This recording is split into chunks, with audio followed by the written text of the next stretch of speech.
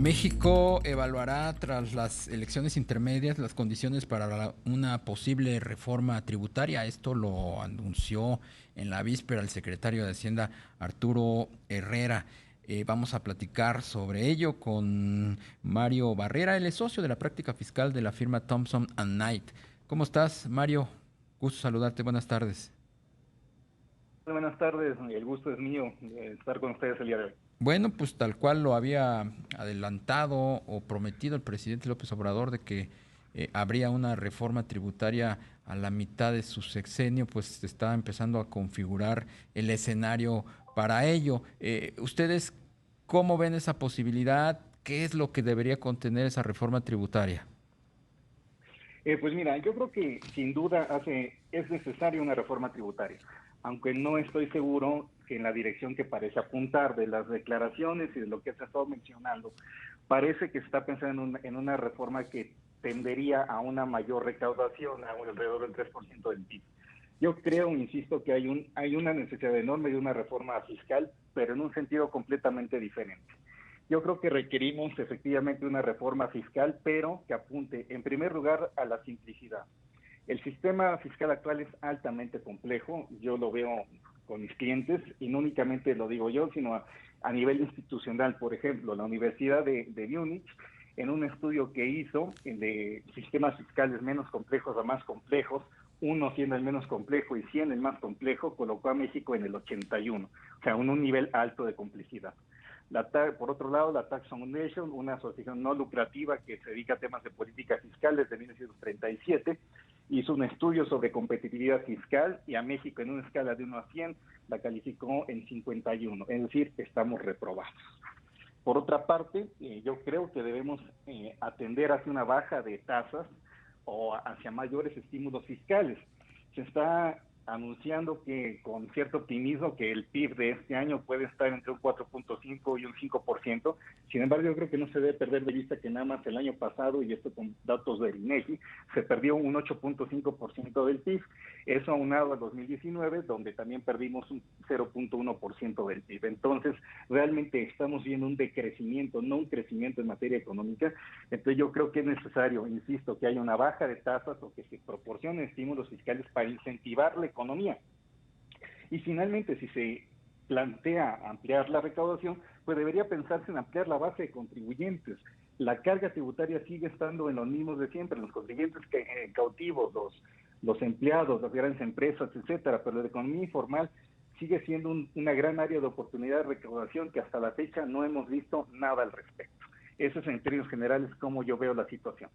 Efectivamente, Mario, buenas tardes. Te saluda Rogelio Varela. Hay una enorme cantidad de negocios que no pagan impuestos. Vamos a una barbería, a un taller mecánico, a una papelería. Pues no se ve ninguna intención en ese sentido de querer, digamos, que aprovechar esa gran cantidad de negocios para poder aumentar la recaudación. Efectivamente, existe un enorme hueco recaudatorio por el lado de la economía informal y no hemos visto nada en muchísimos años. El único esfuerzo a medias que encontramos es el régimen de incorporación fiscal o los RIF, los cuales pretendían tratar a los contribuyentes informales, traerlos a la recaudación en un phase-out de 10 años, tributando el 1% el primer año, 2% y así sucesivamente hasta lo largo de los 10 años, pero realmente ese programa no ha funcionado y fuera de eso no hay ningún programa tendiente a atacar el tema de la economía informal. Mario, en este contexto de astringencia financiera y pérdida de mercado, incertidumbre de inversionistas, ¿co- ¿qué reforma tributaria pudiera convertirse en una palanca para estimular estos elementos, estos factores? Mira, sin duda el tema fiscal es uno que es muy importante para la inversión, tanto doméstica como internacional. Creo que debemos, en primer lugar, apuntar a la estabilidad, porque tenemos reglas que constantemente cambian. Un ejemplo es el outsourcing, que fue objeto de modificaciones en 2019 en materia de IVA. Hoy se está discutiendo, eso no apunta. Pero también debemos tratar de ser más competitivos en temas de fiscalidad netamente hablando. Como ustedes saben, incluso durante la administración de Donald Trump, se redujeron tasas impositivas, lo que convirtió a Estados Unidos en un destino de inversión todavía más atractivo. Debemos apuntar hacia allá, hacia un sistema simple, estable y competitivo en términos de tasas. Mario, ¿y cómo verías pues un impuesto a los ricos o un impuesto a las herencias?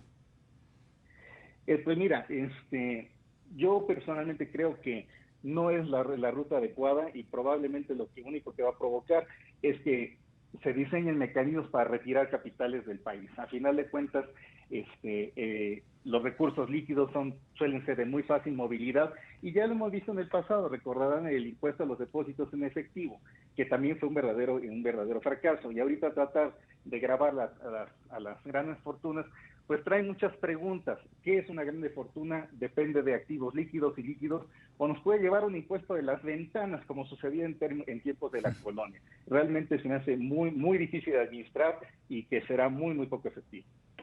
El tema de la gasolina, el IEPS, en el contexto de una reforma tributaria, ¿cómo debiera tratarse? Pues yo creo que el IEPS es una parte integral de la recaudación.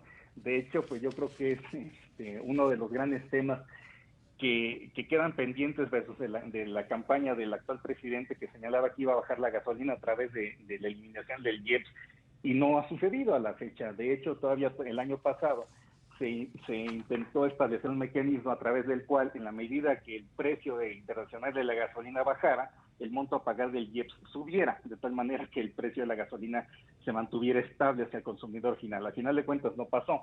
Sin embargo, yo creo que también como un elemento para incentivar la economía debería pensarse en reducir la recaudación por el lado del IEPS, no únicamente a gasolina, sino otros conceptos que también están altamente gravados, como sucede en el caso de cigarros o en el caso de alimentos altamente calóricos. Naturalmente no se puede dejar de lado que hay un tema extrafiscal asociado a esos productos. Sin embargo, no se puede soslayar que, bueno, son industrias que dan de comer a muchísimas familias mexicanas. Mario, y en el tema pues muy polémico sin duda, pues ya no solo de esta administración, sino pues de otras, sobre todo pensando en el impuesto al consumo, un cambio en el IVA, ¿qué tan factible sería? Yo creo que tendría que analizarse el momento económico que estamos viviendo, que probablemente no fuera conveniente una alza impositiva como lo mencioné anteriormente. Sin embargo, a nivel internacional vemos que el IVA puede adoptar tasas hasta del 20 al 21%. Eso sucede, por ejemplo, en Europa. También las tasas son generalizadas. Un elemento importante que tenemos aquí en el IVA es que hay muchas exenciones y tasa cero, lo cual reduce la recaudación. Sin embargo, insisto, probablemente no es el momento histórico y económico para pensar en una alza en materia de IVA. Bien, pues te agradecemos mucho estos minutos, Mario Barrera, socio de la práctica fiscal de la firma Thompson & Nike. Al contrario, muchas gracias a ustedes, Darío, Rogelio, y a su auditorio.